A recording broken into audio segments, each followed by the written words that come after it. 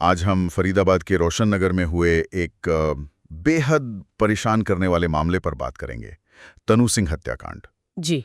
और ये कहानी वाकई झकझोर देने वाली है। हाँ, एक महिला गायब हो जाती है और फिर करीब 2 महीने बाद उसकी लाश मिलती है, वो भी घर के ठीक सामने जमीन में दबी हुई। नमस्कार दोस्तों, आप सुन रहे हैं क्राइम की inside story TC radio the Chanakya पर। तो शुरुआत होती है 20 जून 2025 से। हाँ, फरीदाबाद का रोशन नगर, मकान नंबर 61। घर के सामने एक गड्ढा खोदा जाता है, करीब 10 फीट गहरा, और उसमें से मिलता है कंकाल। और ये कंकाल 24 साल की तनु का था। जी, तनु जो 23 अप्रैल से मतलब लगभग 2 महीने से लापता थी। और सबसे अजीब बात, गुमशुदगी की रिपोर्ट भी ससुराल वालों ने ही दर्ज कराई थी। हाँ, यहीं से मामला थोड़ा उलझता है। देखो, तनु की शादी हुई थी 21 जून 2023 को। अरुण सिंह से? हाँ, फरीदाबाद का ही रहने वाला। जी। रिपोर्ट्स में ये बात सामने आई है कि अरुण नशे का आदी था। अच्छा। तो जाहिर है पति पत्नी में झगड़े होते थे। अक्सर। और सिर्फ यही नहीं, तनु के घर वाले मतलब मायके वाले, उनका आरोप है कि दहेज के लिए भी उसे तंग किया जाता था। ओ, तो रिश्ते मतलब तनाव में थे पहले से ही। हाँ, कई बार तो वो वापस अपने मायके फिरोजाबाद भी जा चुकी थी इन झगड़ों की वजह से। ठीक है, तो फिर वो गायब हुई और मायके वालों को शक हुआ। कैसे, क्या हुआ ऐसा? शक की एक बड़ी वजह बनी वो घर के बाहर अचानक हुआ कंस्ट्रक्शन। कंस्ट्रक्शन? कैसा कंस्ट्रक्शन? तनु के गायब होने के कुछ ही टाइम बाद ससुराल वालों ने घर के सामने कुछ सीढ़ियां और एक चबूतरा टाइप बनवा लिया। अच्छा, ये तो अजीब है। हाँ, मायके वालों को ये बात खटकी।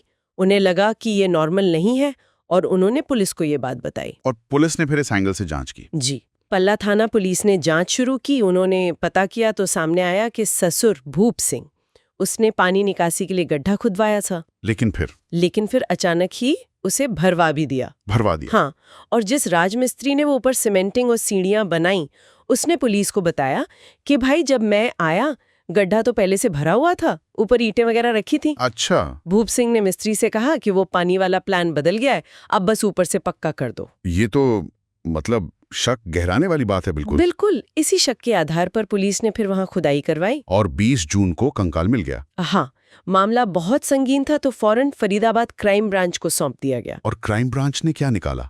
उनकी जांच में क्या सामने आया? क्राइम ब्रांच की जांच में तो रोंगटे खड़े कर देने वाला खुलासा हुआ।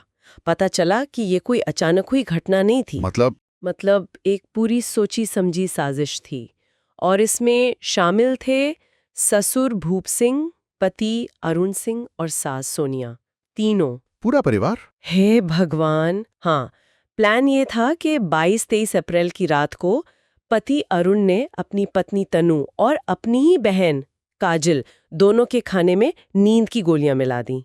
अपनी बहन की भी? क्यों? शायद ताकि कोई गवाह ना रहे या कोई बीच में ना आए।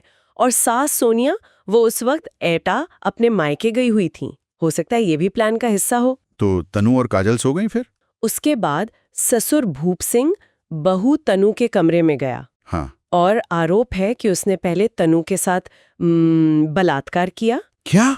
जी, और फिर गला घोटकर उसकी हत्या कर दी। ये तो यकीन करना मुश्किल है, अपने ही घर में अपनी बहू के साथ। बेहद खौफनाक।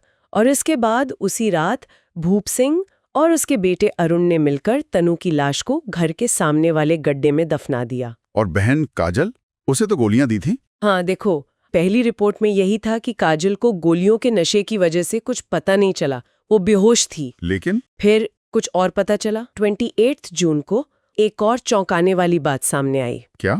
पता चला कि काजल बेहोश नहीं थी। क्या मतलब? मतलब ये कि जब उसका पिता भूप सिंह और भाई अरुण लाश को गड्ढे में डाल रहे थे, तब काजल पहरा दे रही थी, उसने मदद की थी। अरे नहीं, बहन भी शामिल थी इसमें? जी हाँ, इसी नई जानकारी के आधार पर फिर काजल को भी गिरफ्तार कर लिया गया। तो अभी कौन कौन गिरफ्तार है? अभी ससुर भूप सिंह, सास सोनिया और ये नमद काजल, तीनों गिरफ्तार हैं, न्यायिक हिरासत में भेज दिए गए हैं। और पति अरुण सिंह? वो फरार है। मुख्य आरोपी है, पर अभी तक पुलिस की पकड़ से बाहर है। तो ये पूरा मामला कई सवाल खड़े करता है। हाँ। जैसे, क्या स्थानीय पुलिस की शुरुआती जांच में कुछ ढिलाई हुई? ये सवाल तो उठते हैं। क्या परिवार के बाकी लोगों की मिलीभगत को पहले नहीं समझा जा सका? खैर, क्राइम ब्रांच ने आखिर में गुत्थी सुलझाई तो सही। हाँ, वो तो है, लेकिन ये घटना सिर्फ एक क्राइम की कहानी नहीं है। ये रिश्तों के अंदर छिपी वहशत को दिखाती है। बिल्कुल।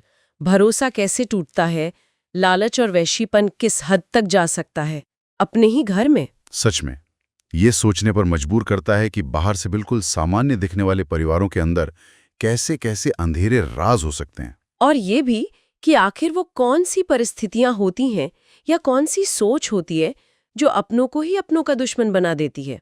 इतना खौफनाक दुश्मन। हाँ, क्या समाज के तौर पे हम कहीं चूक रहे हैं इन खतरों को वक्त पर पहचानने में?